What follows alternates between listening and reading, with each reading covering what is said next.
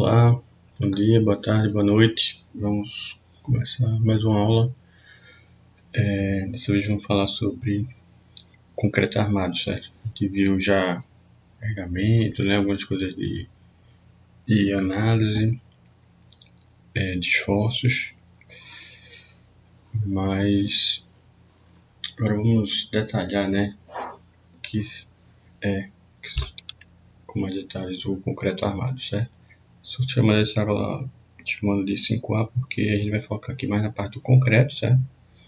E parte da armadura a gente vai ver e do concreto armado a junção, né? O concreto com a armadura a gente vai ver na próxima aula, certo?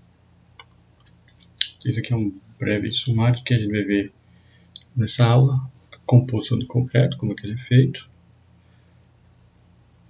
Depois ver, esse aqui é o concreto, a gente chama de concreto simples, né? Quando é só o concreto. E depois vai ver o que seria o concreto armado, certo? O principal componente, né, do concreto é o cimento. A gente vai estudar um pouquinho os tipos de cimentos, algumas propriedades. A gente vai ver, detalhar os prós e os contras, né, das estruturas de concreto. Depois vai ver as propriedades do concreto e ver um pouco sobre dosagem de concreto, né, de como essa composição aqui é dosada, certo? Aqui dá para ver um exemplo da estrutura de concreto. Isso aqui no final é a forma, né, onde o concreto ainda fluido, né, fresco, que a gente chama, é preenchido e espera secar, depois retira-se a forma. Isso aqui no caso é a forma, ela é apoiada na própria estrutura, né, esse é um caso específico, certo? Mas aqui nesse mesmo obra tem um exemplo aqui de estrutura pré-moldada. Então essa parte aqui ela é montada, né?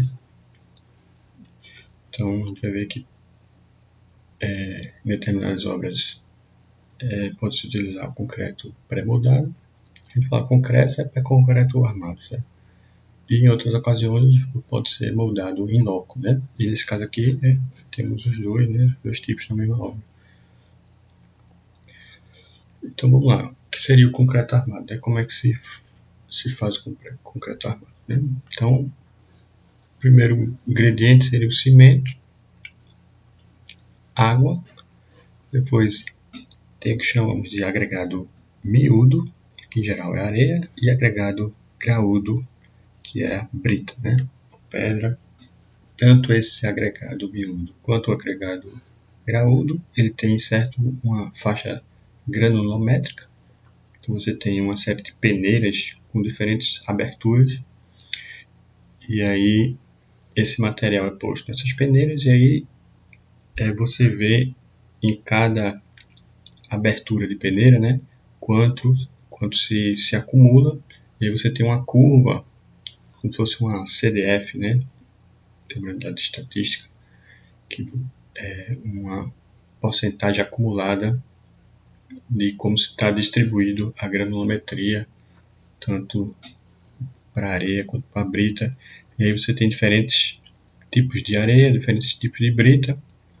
A brita vai de 0 a 5, você tem,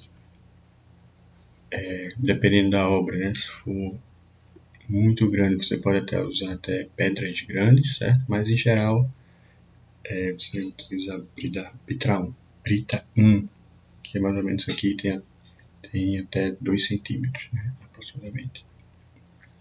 E você também tem aditivos, né, que está sendo cada vez mais, antigamente era uma coisa muito especial assim, mas hoje em dia está cada vez mais comum o uso de aditivos em obras, certo? Em obras assim, relativamente maiores, mas não necessariamente muito grandes. Cada fase dessa mistura tem um nome específico, né? Então quando você mistura água e cimento, certo? Você tem o aglomerante, né?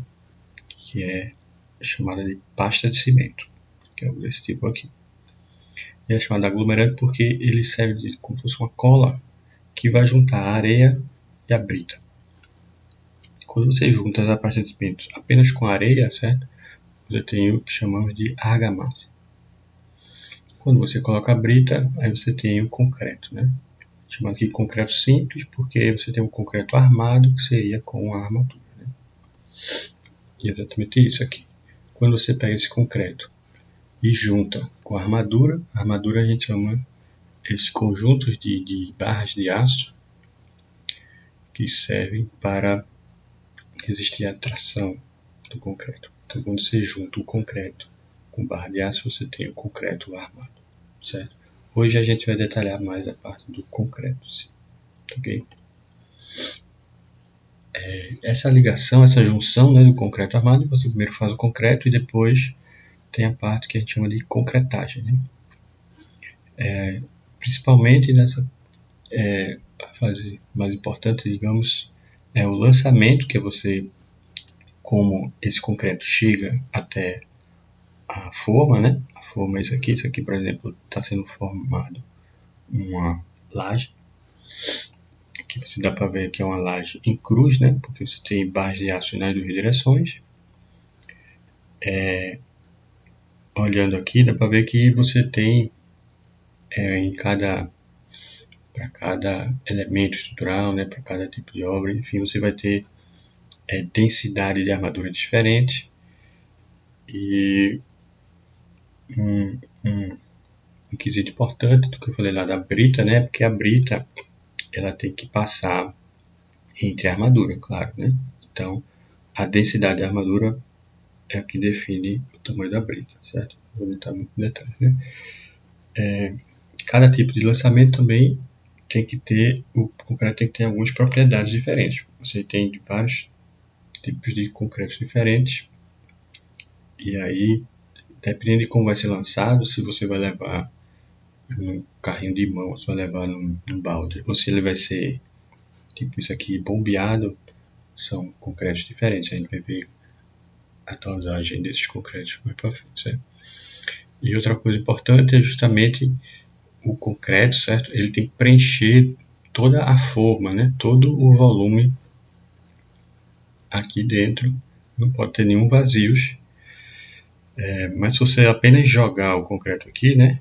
Provavelmente aqui embaixo vai ficar cheio de vazios. Então ele precisa ser adensado. Principalmente através de vibração. Então você aplica alguma vibração para que ele preencha os vazios, né? Hoje em dia também está sendo muito utilizado o chamado concreto autoadensável, que nada mais é que um concreto muito líquido, certo? Em geral com uso de aditivos, que aí você só jogando ele aqui na forma, ele automaticamente já preenche todos os vazios, ele é bem líquido, inclusive você não precisa às vezes nem nivelar aqui por cima, né? Você está enchendo uma piscina d'água, então a própria gravidade já nivela a água, certo? Nesse caso, a água até é mais difícil de levar porque ela é muito fluida, né? Então ela fica se mexendo, mas o concreto autotensável é bem fluido e ele já fica nivelado automaticamente. E isso tem, lógico, é um concreto bem mais caro, né? Por conta dos aditivos e outras coisas. Ele consome mais cimento também, enfim. Esqueci de falar, né? Mas entre aqui os ingredientes, digamos, do concreto, o mais caro, além dos aditivos, né? Que se usa pouco, no máximo 5%, então na verdade se usa 1%, uma coisa assim, mas mesmo assim é caro, né? Porque areia, brita e água são relativamente bem baratos, materiais muito baratos. Então, geralmente, o valor do concreto, digamos assim, né? Ele é calculado por do quanto de cimento que é usado, né? A proporção de cimento, consumo de cimento por metro quadrado.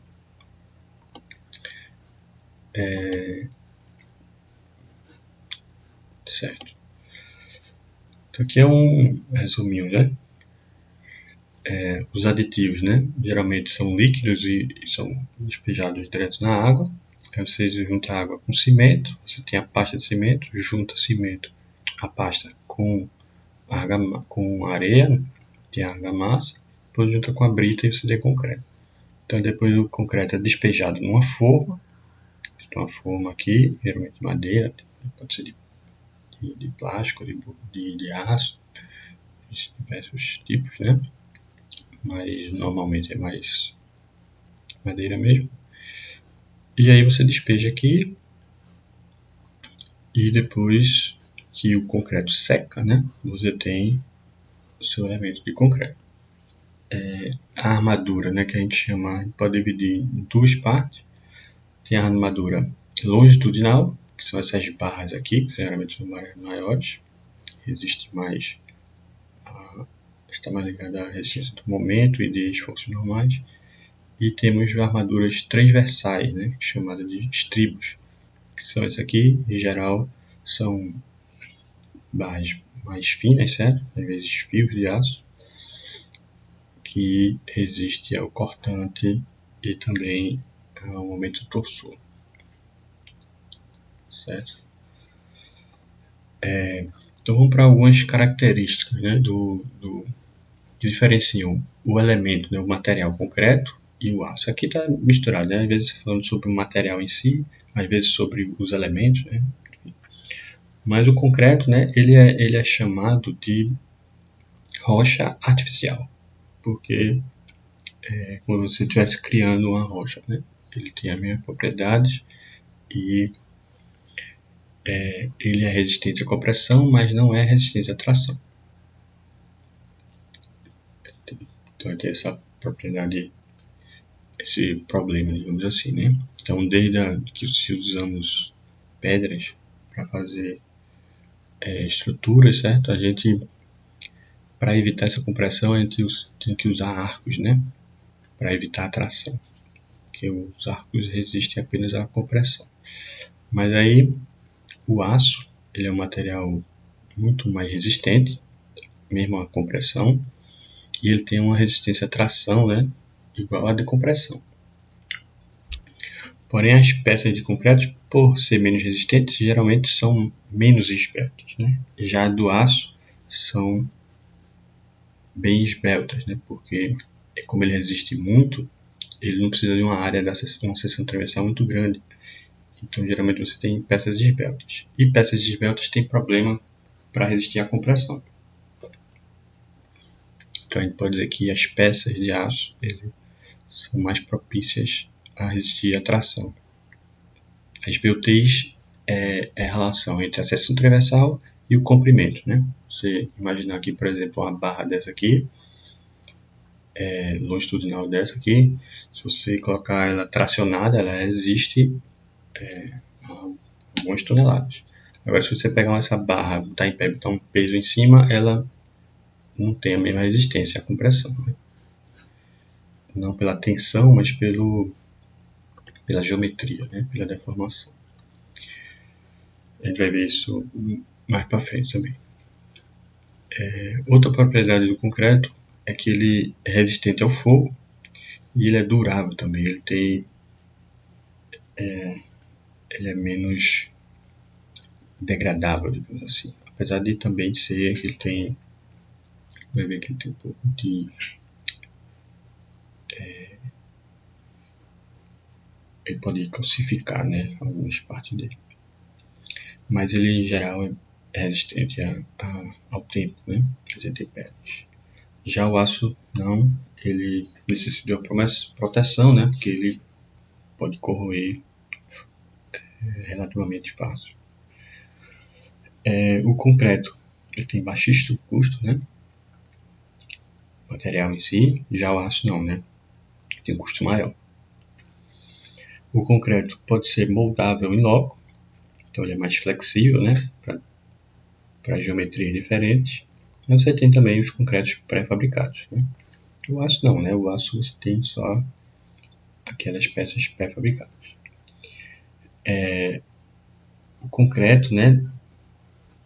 Para você moldar ele em loco, você precisa de um número maior de mão de obra. Você precisa mão de obra para montar a forma, cortar a forma, para gerir o concreto, né, para concretar, para armadura, para montar armadura, enfim, precisa de uma mão de obra maior. Já o aço não, né, como ele é pré-fabricado, você precisa apenas montar. Apesar de que, né, se você for fazer as ligações, né, da estrutura de aço com soldado, né, ligações soldadas demandam uma mão de obra especializada. Mas se o concreto for pré-fabricado, não, né? Você não precisa, você pode apenas montar, assim como o aço, né? Outro problema do concreto, né? Se você for moldar em loco, é que ele demora mais tempo, né? Porque você tem que montar, tem que concretar, depois tem que esperar secar, ganhar resistência para você depois desformar, para depois tirar os apoios, né? E aí pode demorar mais tempo, né? Você tem um maior tempo de obra. Porém, se ele for pré-fabricado, não, né? Ou não, que se ele for pré-fabricado, você só precisa montar. Já o aço não, né? Ele é pré-fabricado, então tem um menor tempo de obra em geral, que é apenas montar, a montagem, né? Quando você junta os dois, né? Você tem o concreto armado, você tem o concreto e o aço. Então, o que acontece é que agora você tem um elemento que resiste tanto à tração quanto à compressão, porque a gente coloca a armadura justamente onde você precisa de tração, e aí você tem um elemento que resiste bem à tração. E aí você fica com peças menos esbeltas, já que você tem um concreto. Você tem um elemento durável e resistente ao fogo, porque o concreto ele protege a armadura, né? Protege as barras de aço.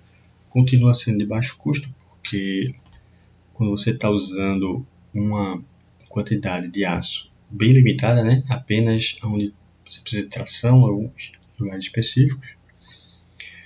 Você tem as armaduras mínimas, né? Mas enfim, continua sendo um baixo custo. E aí você tem essa flexibilidade, ele pode ser moldado, que você tem mais mão de obra e mais tempo de obra, ou pode ser pré-fabricado, que você tem menos mão de obra e menos tempo de obra. Então, o concreto armado junta essas duas qualidades do concreto e do aço. E fica com mais algumas qualidades do concreto. Né? Aqui a gente vê a estrutura do concreto armado. Né? Aqui é uma foto do concreto armado. Isso aqui, por exemplo, se você tivesse apenas de brita, né? Entre as britas você teria vazios, né? E aí com a areia você tem a areia ocupando esses vazios menores. Então a granulometria aqui vai indicar, o ideal é que você tenha o mínimo de vazios possível, porque esse vazio justamente vai ser ocupado pela pasta de cimento. E do material, geralmente a pasta de cimento, na verdade é a ligação, né, entre o cimento e a brita, a pasta de cimento e a brita, é a parte mais frágil, digamos assim, do elemento, né, da estrutura. Então, em geral, as falhas elas vão arrodeando aqui as britas, assim. Certo? Então, quando você tem uma boa granulometria, você tem menos espaços com pasta de cimento e você tem mais espaços preenchidos, né, pela areia quanto a brita. Outra coisa interessante em relação à resistência do concreto, como falei, né, que dá o principal elemento, né, que tem mais frágil, né, que vai dar a resistência mínima, né, vai ser a pasta de cimento, né? E aí a pasta de cimento, para ser mais resistente, você precisa de menos água. Vai ver que a água, quando ela evapora, ela deixa vazios, deixa essa a parte de cimento, quando seca, ela fica, quando ela fica mais porosa, ela fica menos resistente, certo? Então, em relação aos agregados, né? Então, os agregados, né, eles são o maior volume do concreto é formado pelos agregados, né? Eles formam o esqueleto do concreto e das argamas. Os vazios, né, entre eles serão preenchidos pelo aglomerante, né, que é a parte de cimento. A forma dos agregados também influencia muito, tanto na resistência quanto que a gente vai ver depois na trabalhabilidade, que é a fluidez do concreto, né? Se você tem britas que geralmente são irregulares, né? Deixa eu voltar lá na brita. Britas desse tipo aqui, você tem uma grande interconexão interna de travamentos. Você tem travamentos internos, porque são elementos não regulares, né? Mas pode-se utilizar também seixo, né? Agregados mais redondos, né? Mais arredondados. E aí você perde resistência porque você não tem esse intertravamento, porém você ganha na trabalhabilidade, porque o concreto fica mais fluido, porque ele se desloca melhor, ele ocupa os vazios mais facilmente. Então, essa relação, né, entre a fluidez e a resistência é algo que acompanha o concreto faz tempo, né? Porque, em geral, para ter fluidez, você bota mais água, a grosso modo, né? E quando você bota mais água, você tem menos resistência, certo?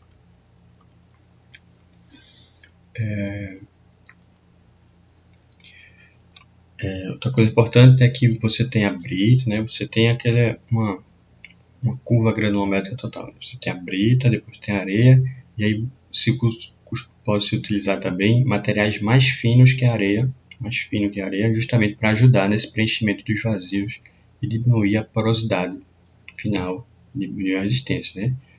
E você tem alguns tipos de materiais que são usados para isso, né? Como escória de alto forno e outros, né? Então vamos ver como é que o cimento em si, né? Como é que ele endurece a parte de cimento, né? Então você tem aqui, ó, partículas de cimento e você coloca na água, né? Então o que acontece, né? Então começa a ocorrer um processo químico aqui de formação de cristais e esse processo ele libera calor, que é uma parte importante. Então quando você tem uma concretagem de um volume muito grande, às vezes o calor gerado é tão grande que às vezes fissura.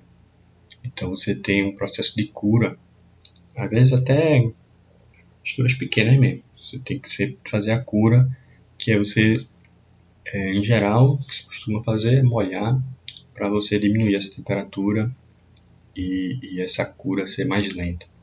Então, vai ver que você também pode botar alguns elementos no cimento para que essa cura, esse endurecimento seja mais lento e aí a liberação do calor seja mais lenta também. Tem a parte ruim e a parte boa, né? A parte ruim é porque quando esse processo é mais lento, você demora mais a ganhar resistência e aí você precisa manter o concreto lá, né? E a forma fixa por mais tempo, né? Então, tem um processo aqui, libera calor, vai criando esses cristais aqui e depois do processo pronto você fica com estrutura desse tipo aqui.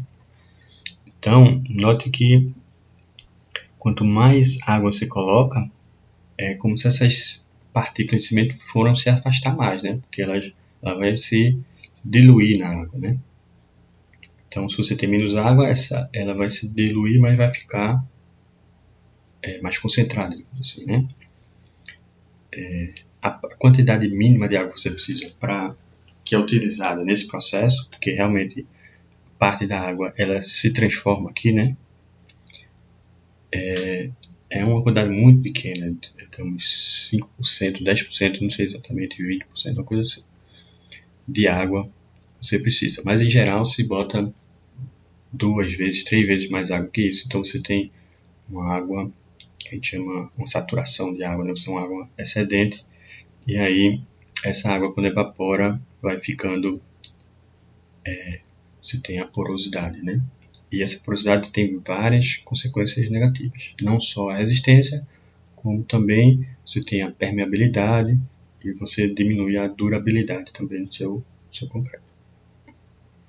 Então, a gente sempre quer diminuir a quantidade de água, o que não é fácil, né? A gente vai ver depois no final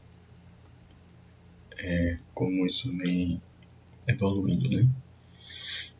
Então, vamos lá, né? O cimento.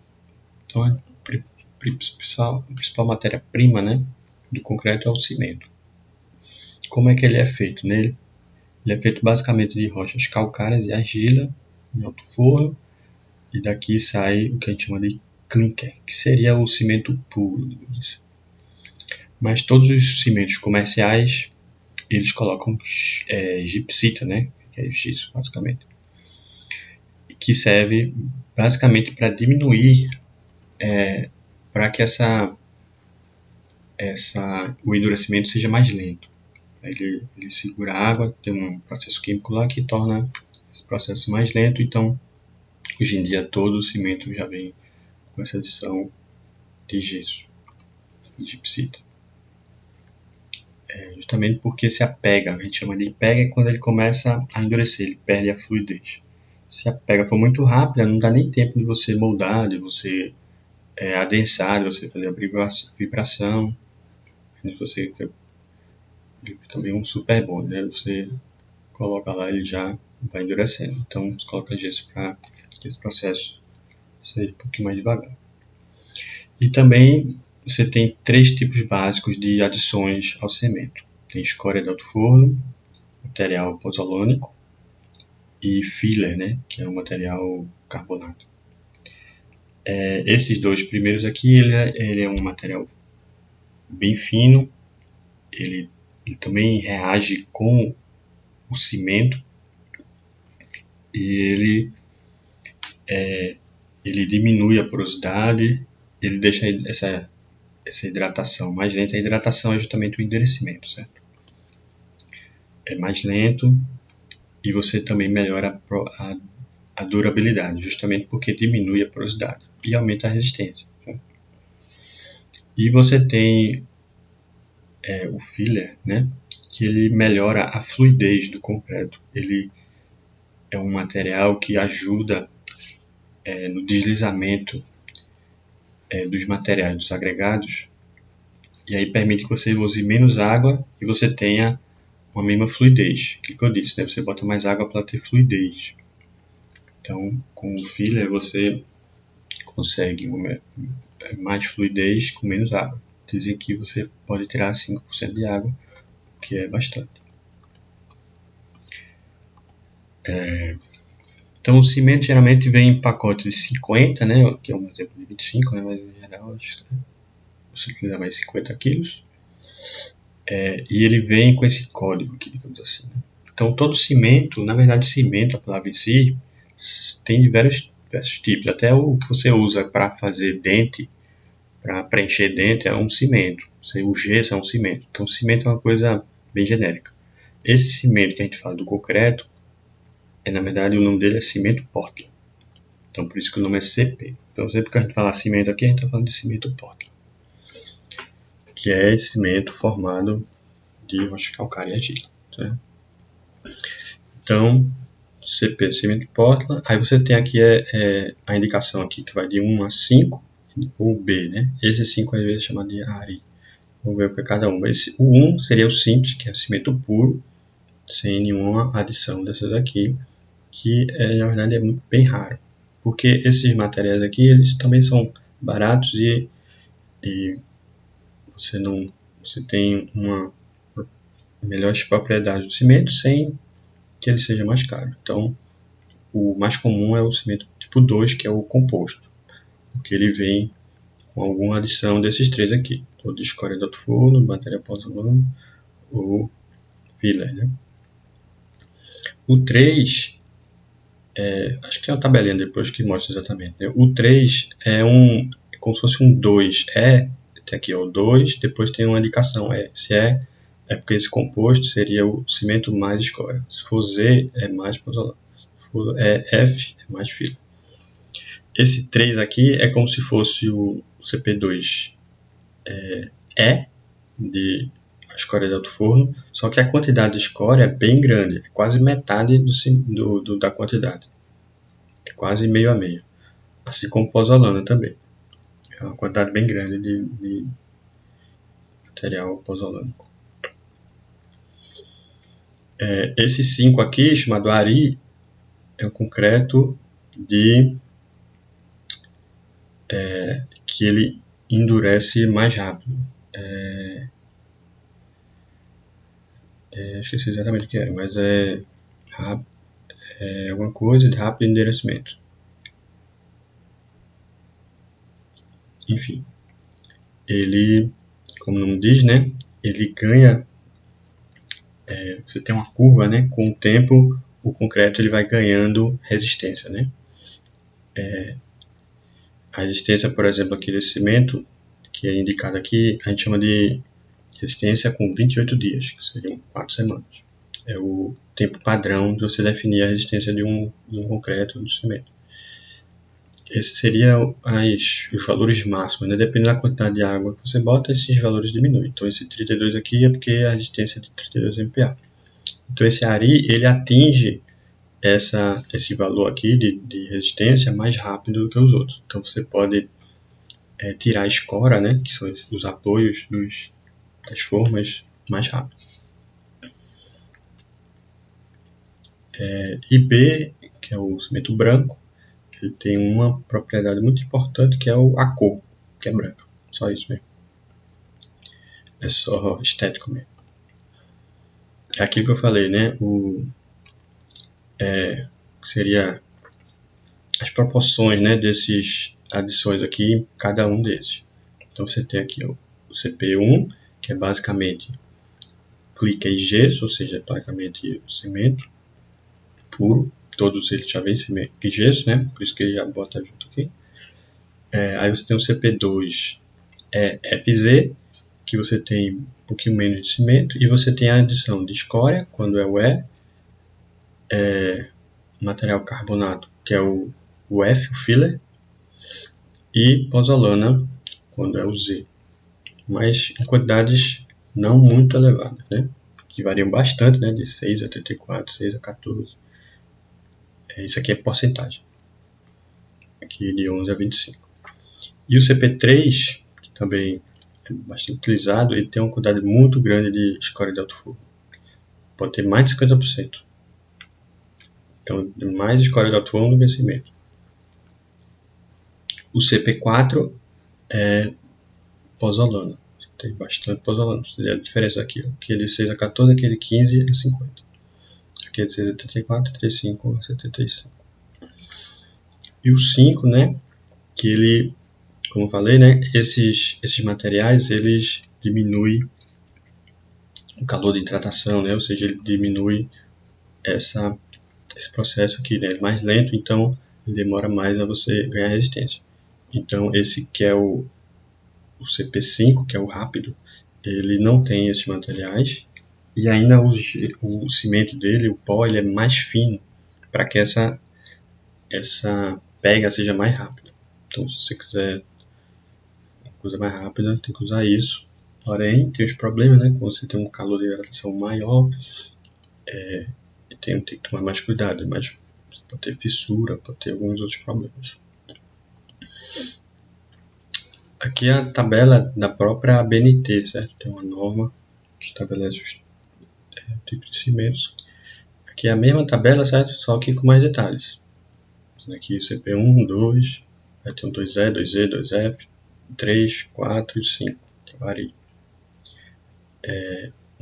Outro sufixo que às vezes aparece é esse RS e BC. RS é resistência a sulfato. Onde é que você precisa de uma coisa resistente a sulfato? É quando você está perto do litoral. A água salgada, você não precisa receber diretamente ondas do mar, né? Mas a brisa, né?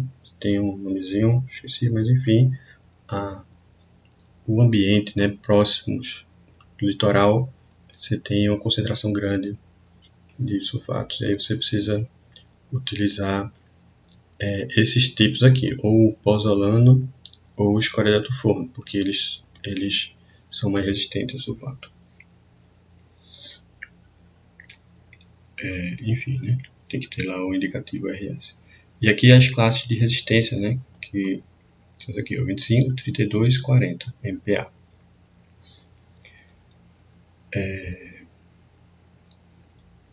Aqui o branco, enfim, aqui as porcentagens, aquela mesma tabela lá, né?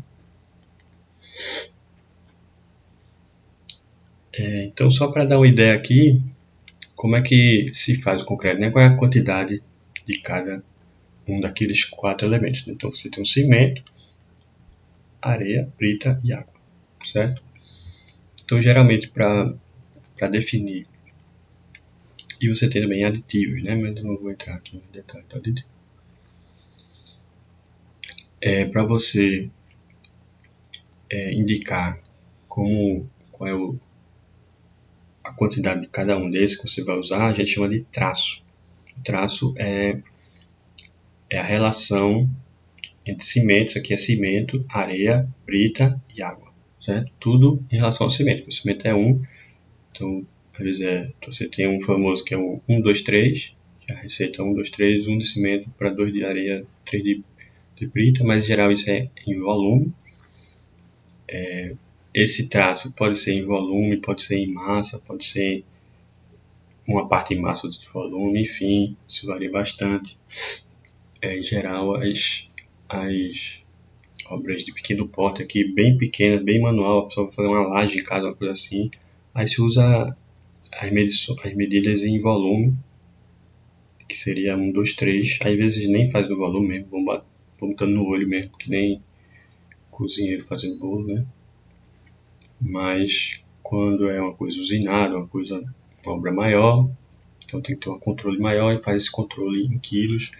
Quando você tem um controle maior, você tem que também, por exemplo, a areia, você tem a própria umidade do ar, ela molha a areia, digamos assim. Quando você bota areia, você está colocando água. Então essa água tem que ser contada para você saber exatamente a relação AC, que a gente chama, que é o principal fator, digamos assim, do cimento, que é a relação água-cimento. É a quantidade de água para a quantidade de cimento.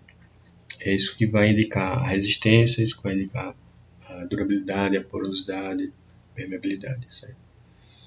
E a relação água-material seco, ou seja, água em relação aos três aqui, vai indicar a fluidez, que aquilo vai indicar se você tem um material, se o cimento ele fresco ainda, né? Ele vai ser mais líquido ou mais seco, certo? Aqui, ó, é um gráficozinho, curva de Abrams que se chama. Isso aqui para cada relação dessa você vai ter uma curva, certo? Isso aqui é só um exemplo. Cada relação água, areia e brita você tem curvas diferentes, mas aqui é só um exemplo. Esse aqui é cimento Portland 29, com a resistência de 29, de 32, 35, 38, 41, 44. Enfim, são cimentos com maiores resistências. E aqui é a relação água-cimento. Ou seja, aqui ó, 0,4 quer dizer que cada 10 quilos de cimento você tem 4 litros d'água. Certo? Que seria uma relação boa, digamos assim, que já dá uma resistência alta. Mas aí quando você vai colocando mais água, você vai diminuindo a resistência e, por exemplo, se chegar perto aqui de 1 para 1, você não tem quase nada, tá vendo aqui ó, abaixo de 15 MPa, próximo de 10. Um detalhe importante é que a norma indica que concreto estrutural, ou seja, se você fazer um viga, pilar, laje, porque você pode usar argamassa, né? Porque você usa cimento também, mas se for estrutural, a resistência mínima é 20 MPa, certo? Então, dependendo de qual tipo de cimento, você tem uma quantidade máxima de água, certo? Se você tem 20 MPa e está usando esse CP50, aí ó, você pode usar 80% de água e ele ainda está... Ah não, passou. Tem que usar aqui até 77 por aqui de água. Agora, se você está usando um CP29, com aqui, ó, 57, você já atinge o 20 PA, entendeu? Então a mesma resistência você pode conseguir com mais água ou menos água. Se você pegar aqui 30, se for usar esse 29, você tem que usar bem pouca água. Se você usar o 50, você vai usar mais água. Então é aquele negócio. O CP50 é mais caro, você tem que usar mais água, mas você pode usar mais água, né? Então ele fica mais fluido, fica mais fácil de trabalhar. Aqui uma tabela mostrando alguns exemplos, né? Isso aqui é só exemplos, só para você ter uma ideia mesmo, de algumas relações. Isso aqui é cimento, areia e brita. 1 para 2,5 para 4 seria bloco de fundação. Aqui para viga, laje, pilar, usar 1, 2, 3, 1, 2,5, 3,5. Isso aqui é só exemplo, certo? Isso aqui, para cada obra você tem que fazer uma análise de dimensionamento, de dosagem de concreto. Se for algo muito pequeno, você pode pegar algumas coisas prontas, mas se for uma obra maior, você tem que fazer. Existem firmas especializadas nisso, né? Construção civil, que faz dosagem de concreto, enfim. E você tem também as usinas de concreto, né? Que já entregam concreto pronto, que também já sabem fazer essa dosagem, certo? Mas é importante ver aqui, ó, que a quantidade de brita e areia em relação ao cimento, tá vendo? É bem maior. Se você somar brita e areia, aqui ó, tá 10 para 1. Aqui ó, dá 6,5 para 1. Aqui dá 5 para 1. Aqui dá 6 para 1. Então, aquilo que eu disse, né? O cimento é só para colar a areia e a brita, praticamente. O grosso do concreto é areia e brita, certo? O peso maior, né? E aí, quanto mais areia e brita você coloca, mais barato fica o concreto, menor gasto com cimento, né? O consumo de cimento diminui. Porém, a norma indica também valores mínimos de consumo de cimento por metro cúbico.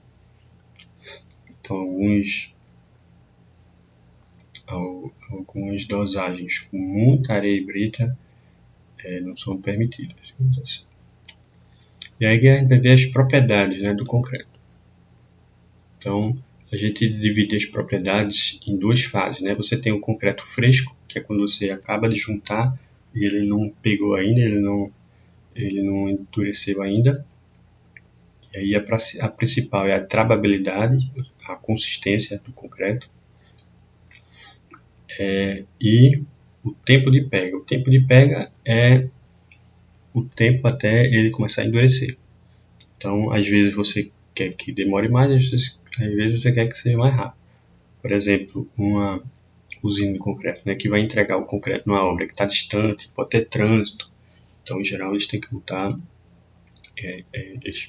vezes precisam botar um aditivo retardador de pega, ou seja, que demora mais ao concreto endurecer.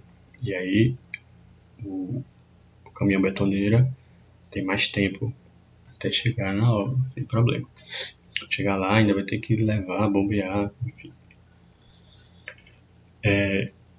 Depois que ele endurece, na verdade você tem algumas fases de endurecimento, né? Às vezes faz por semana, 7 dias, 14, 28, 21 e 28. E você vai ter, em geral, você tem uma curva de resistência. O projeto em si, a resistência do projeto, é considerada a resistência do concreto aos 28 dias. Né? Mas aí, para você, por exemplo, tirar as estacas, os apoios, né? O escoramento das formas, você não precisa tirar com os 28 dias. Então, dependendo dessa curva, você vai ter a resistência dele com 21 dias, às vezes já pode tirar com 14. O CP3, por exemplo, aquele que eu mostrei, com escória, está sendo muito utilizado também. O mais utilizado é o 2, mas esse aqui está sendo bastante utilizado também, porque a diferença de preço não é grande, não é praticamente a mesma coisa. E ele tem uma vantagem que, apesar do calor gerado ser pequeno inicialmente, no final, depois que você está com com 7 para 14 dias, ele ganha resistência muito alta. Esses outros eles vão ganhando resistência e depois vão diminuindo, né? Uma coisa assim, a convergência, digamos assim, é baixa. Já o CP3 não. Ele ganha meio que linearmente assim, resistência, e aos 28 dias ele tem a resistência dele lá, mas ele continua até ganhando resistência depois. Então, às vezes, apesar de inicialmente ele ter uma resistência menor, ele demora mais para pegar. Com 14, 21 dias, ele já tem uma resistência maior do que os outros. Que ele começa devagar, mas depois ele continua na mesma velocidade. Os outros vão diminuindo. Enfim, mas no projeto mesmo se considera a resistência 28 dias, certo? Então, endurecido, a principal característica, né, propriedade é a resistência. A gente chama de FCK, resistência à compressão característica do concreto. Mas tem essas outras propriedades que são meio que secundárias em relação à resistência. Por quê? Como eu falei, né, que quando você tem muita água, ele fica poroso e aí ele diminui a resistência. E quando está poroso, ele fica também mais permeável e tem menos durabilidade. Ou seja, quando você faz um concreto mais resistente, ele também é menos permeável e tem maior durabilidade. Tanto que você tem uma tabelinha na norma que indica, você tem os graus de agressividade do ambiente, de onde a obra vai ser construída. Então, se o ambiente é muito agressivo, por exemplo, se for uma obra na beira-mar, que você tem essa agressividade, né, da água salgada no ambiente.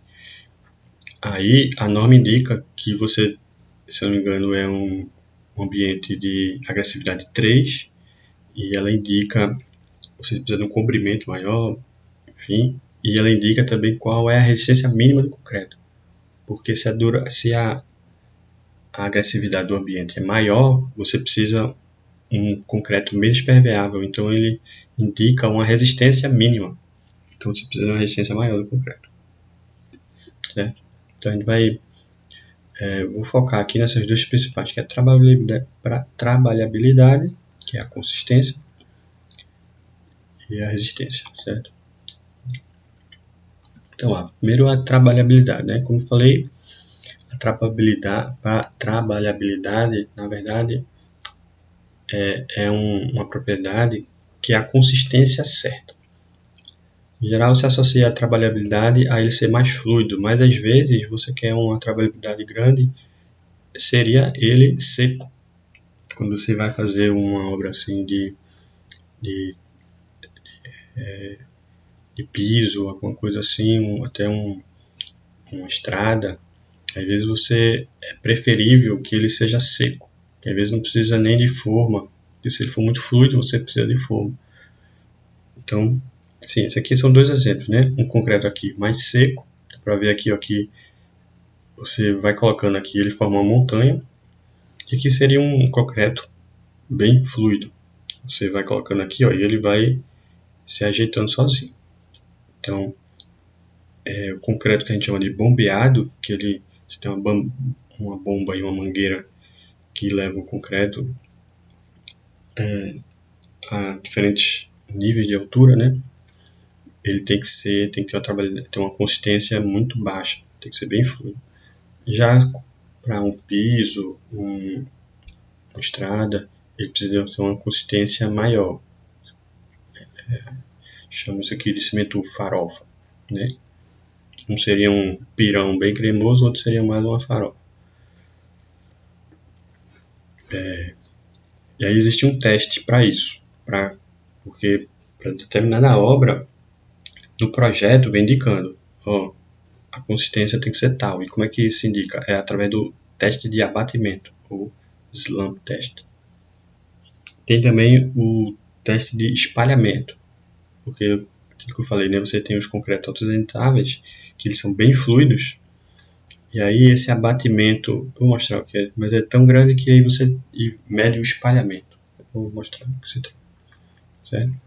Então, dependendo do nível de densidade da armadura, você pode precisar de um concreto mais fluido, ou às vezes você nem tem armadura, e aí você pode utilizar, às vezes quer utilizar um concreto mais seco. Então, trabalhabilidade é justamente isso, ele está na condição ideal, condição de consistência, ou mais ou menos, qual foi o caso. Então, esse aqui é o teste de abatimento, né, o slump test, que mede a consistência. Então, você tem um cone desse aqui, ó, tá vendo? Você bota esse funil em cima do cone e coloca o seu concreto aqui, ele seco ainda, né?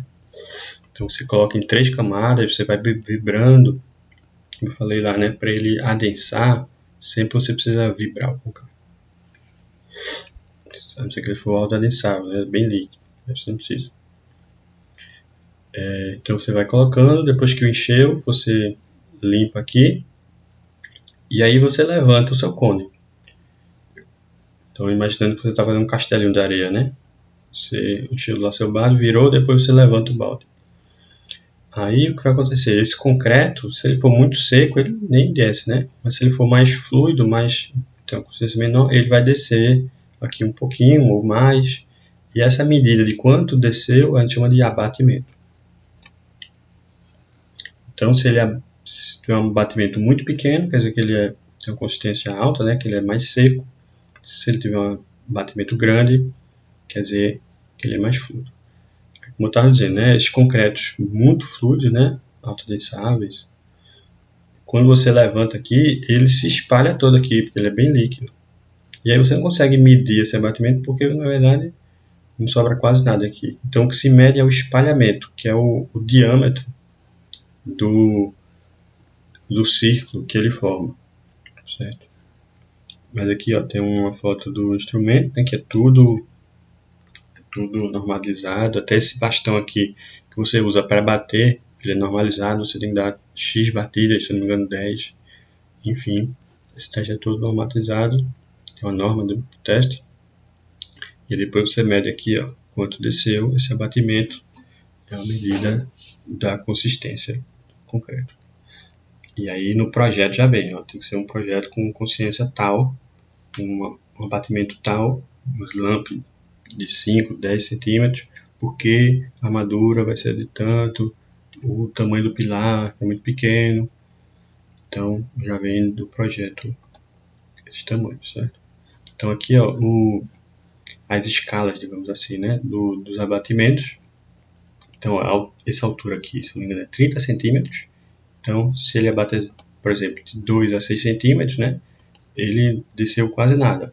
Esse aqui, por exemplo, é bem firme. Deve estar um pouquinho mais que isso. Então, ele serve para isso aqui, para muros não armados. Justamente, quando você tem armadura, você precisa de uma coisa mais fluida. E fundação, né? Se ele for de 3 a 7, ele é firme plástico. Tá no meio ali, já serve para fundações armadas. Quando ele é mais plástico, descer de 5 a 7 centímetros, estruturas usuais. De 7 a 9 ele é plástico fluido, já começa a ficar mais maleável. E aí peças com alta densidade de armadura já pode ser usado. Quando você vai de 6 a 8, que é para concreto aparente, que é um intermediário, né? De 8 a 10 ele já é fluido, concreto bombeado, alturas até 40 metros. Aquilo que eu falei, né? Esse concreto, para ser bombeado aqui, precisa ser bem fluido. E se esse bombeamento, quanto mais alto for, né? Porque você tem uma perda de carga, né? Quanto mais fluido ele é, menor essa perda de carga. Então, se você precisa bombear mais de 40 metros de altura, ele tem que ser muito fluido. Então, se for bombeado, é de 8 a 10 centímetros de slump, de abatimento. E se for bombeado para mais de 40 metros, tem que ser muito fluido, de 9 a 13 centímetros de abatimento. Certo? Eu mostrei aqui, mas tem também um ensaio para quando esses abatimentos ficam maior que isso, você precisa medir o espalhamento, né? Que é quando ele é mais fluido que isso, que são os altas densidades. A outra propriedade que a gente falou, né? Quando ele está endurecido, sim, só para de forma genérica, né, o que deixa ele fluido e seco é a quantidade de água. Porém, você tem aditivos que você pode colocar, plastificantes, superplastificantes, que são os mais importantes, eu diria, que você consegue colocar menos água, mas ele ajuda a ele ficar mais fluido. Então você tem um abatimento grande mesmo com pouca água. E aí você consegue ter concretos fluidos assim, bombeados, e mesmo assim com a resistência alta ainda. Certo? Então, a resistência, concreto, antes falou, né? Ele tem uma alta resistência à compressão, então isso aqui é um gráfico deformação, tensão. Então, deformação à direita, positiva aqui, ele é de tração, então você está esticando aqui e ele resiste pouco. Se você for tracionar um concreto, ele resiste 10%, em geral assim, em relação à resistência ao concreto, à compressão. Então, ele rapidinho vai começar a fissurar. Se você for comprimir ele, ou seja, uma deformação de compressão, for comprimindo, ele resiste bem mais. Ele, tanto a porcentagem, né, de alongamento maior, quando a tensão que ele aguenta é bem maior. A força, né, a tensão que ele aguenta.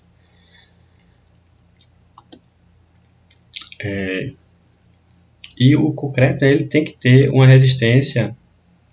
Você dimensiona, você está dimensionando o concreto para um concreto específico. Então, você tem um projeto estrutural que é para uma resistência de 35 MPa. Então, o concreto que for dosar, né, que for ser utilizado em obra, ele tem que ter aquela resistência característica, que é, a gente vai ver o que é resistência característica. Mas como é que se mede a resistência, né?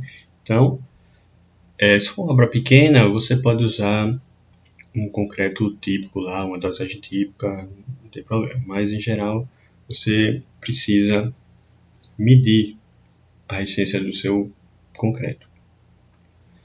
E aí, como é que se mede, né? Então, em geral, se utiliza esses ensaios à compressão. Você faz um corpus de prova, mais de um, você espera secar, e aí você coloca numa máquina de compressão. Então, existe uma norma para gerar esse corpo de prova, para moldar. Corpo de prova cilíndricos, em geral de 10 por 20, pode ser de 15 por 30 também. E depois você tem um ensaio de compressão. Isso aqui, na verdade, é o NBR que fala da modelagem, e esse aqui que fala do ensaio em si, que você aplica uma compressão, tem todo um procedimento para você ir devagarzinho, porque se você for comprimir muito rápido, a resistência está maior. Se você for muito devagar, a resistência dá menor. Então você tem que ir no tempo indicado na norma, certo? Para que você tenha resultados padronizados, né? Então, você tem um monte de corpo de prova e sai rompendo ele aqui. Você aplica a compressão e aí cada um vai dar uma diferençazinha.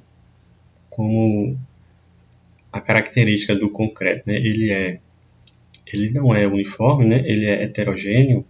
E aí essas rachaduras esses rompimentos vão começar em lugares diferentes, vai depender da posição aqui, dos grãos, enfim. Não vai dar tudo igual, certo? E aí você precisa fazer um tratamento estatístico para obter um valor característico da resistência daquele concreto. Então você pega todos os resultados e mede média e desvio padrão dos resultados. Com média e desvio padrão você teria uma curva normal ajustada aqui.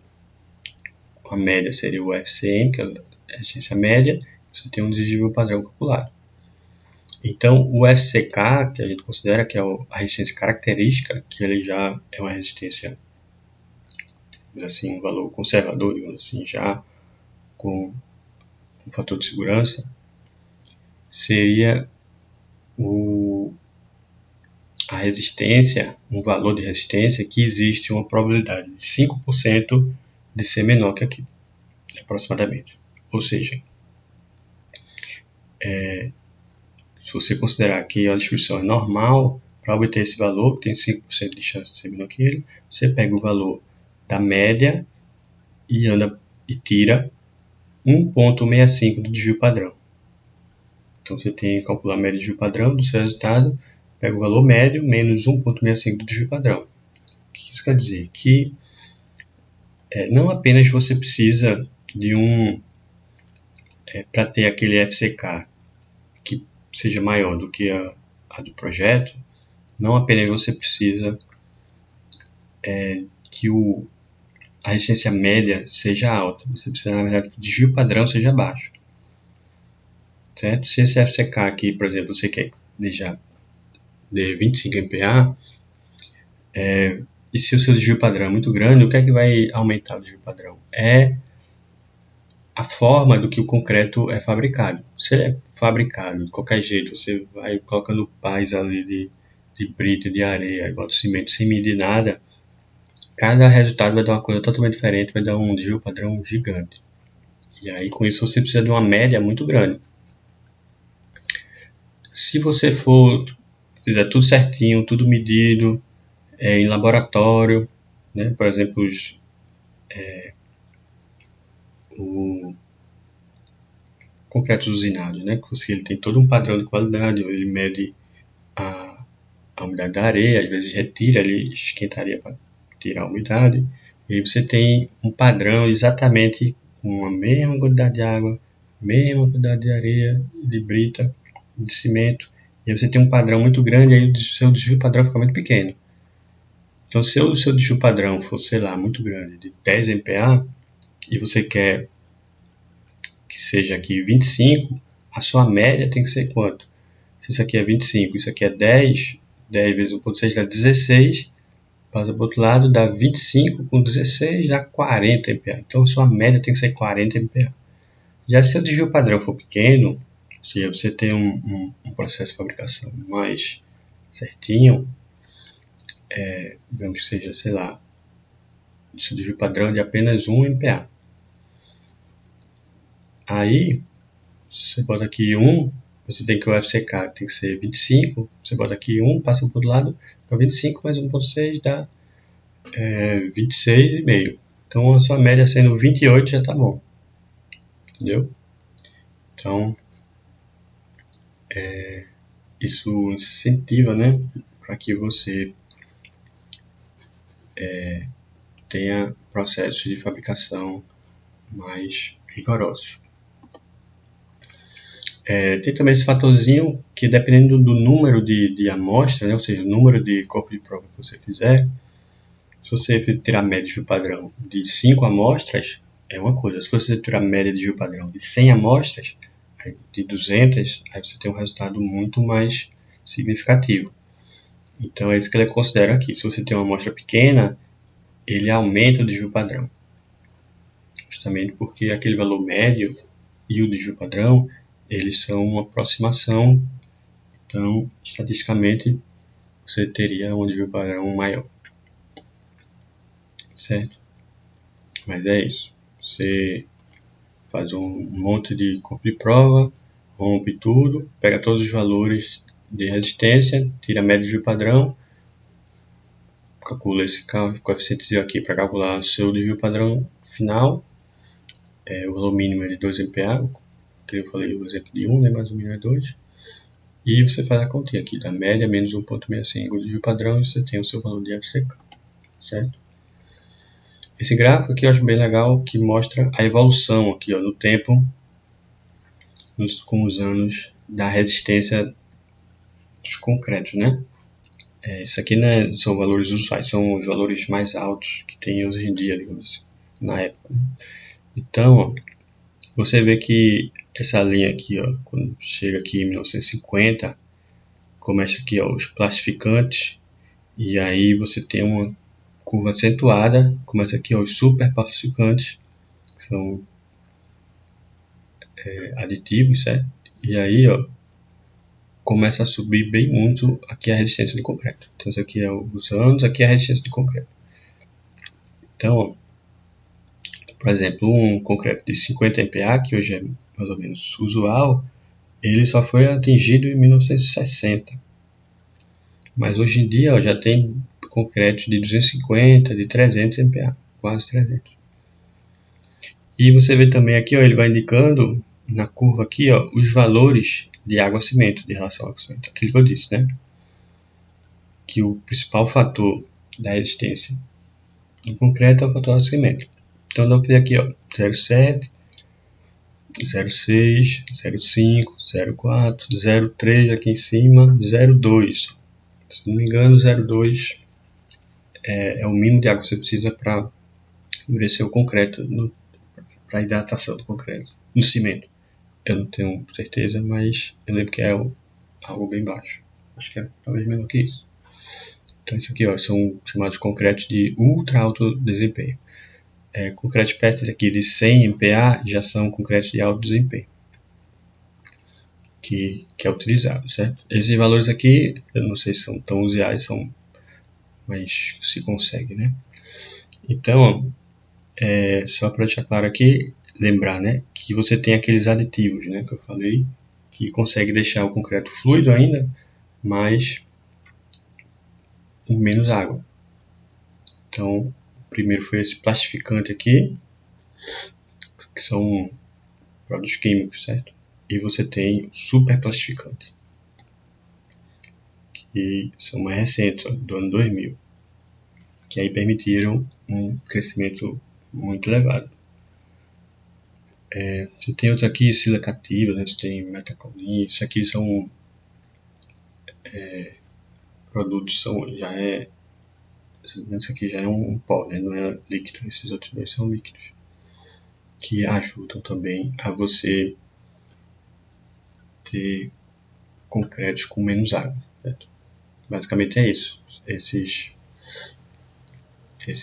aditivos servem para você trabalhar com concreto com menos água, de forma geral. Pronto, é isso. Na próxima aula, a gente vai ver concreto armado em si. A gente viu a resistência do concreto, falta outra parte que é o aço, né?